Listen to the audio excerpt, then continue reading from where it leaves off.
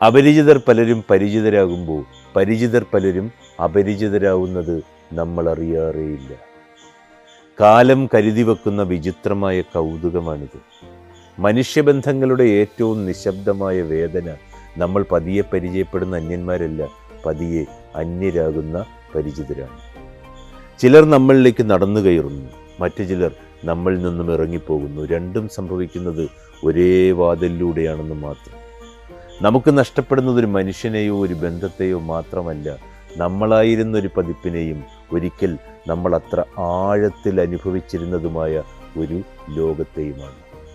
ബന്ധങ്ങൾ സ്വാഭാവികമല്ല, ബോധപൂർവമായ പരിചരണവും സമയം പങ്കിടലും ആവശ്യമാണ്.